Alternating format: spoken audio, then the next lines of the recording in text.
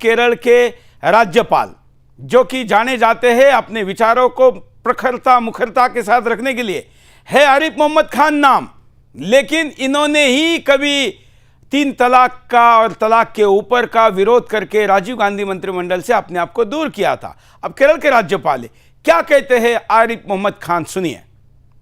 नैतिक तकाजों को अनदेखा कर देता है। भगवान राम में हमारे लिए जो असल में उनको कहा जाता है मर्यादा पुरुषोत्तम। जरा गौर करिए, जंगल में जाने का फैसला हुआ है वनवास का, तो राजा दशरथ उनसे कहते हैं अकेले में, तुम मुझे कैद कर लो, तुमने वचन नहीं दिया है, मैंने वचन दिया है, तुम मेरे वचन के पाबंद नहीं हो, तुम मुझे कैद कर दो और तुम राजा बन जाओ। वो कहती नहीं, ये काम मैं हरगिज नहीं करूंगा, आपने वचन दिया है, मैं आपके वचन को निभाऊंगा। जंग उसी दिन, जिस दिन सुबह को जाने वाले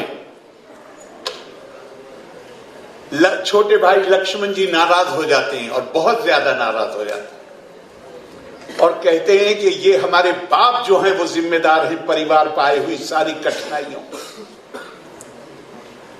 श्री राम खामोशी से सुनते, जरा गौर करिएगा, खामोशी से सुनते रहते हैं और जब वो अपनी पूरा गुस्सा निकाल देते हैं, अब उस हद तक जाते हैं जहां बाप के लिए नहीं जाना चाहिए।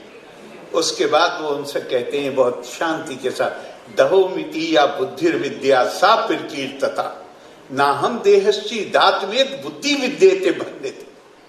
तुम नाराज इसलिए हो लक्ष्मण क्योंकि तुम ये समझते हो कि तुम्हारा ये शरीर हो, इस शरीर को कष्ट उठाने पड़ेंगे जंगल में रहते हुए, और जो इस भ्रम में रहेगा कि उसकी पहचान ये शरीर है, उसे कष्टों से ही गुजरना पड़ेगा। तुम्हारी पहचान तुम्हारा जिस्म नहीं है, तुम्हारा शरीर नहीं है, तुम्हारी पहचान तुम्हारी आत्मा है।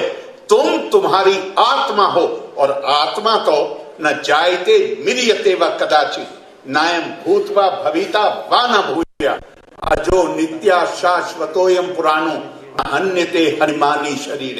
आत्मा तो अभी यहां कहा गया, बल्कि इंद्र जी शुरू में कह रहे थे जो पैदा हुआ वो मरेगा, लेकिन आत्मा तो न पैदा होती है न मरती।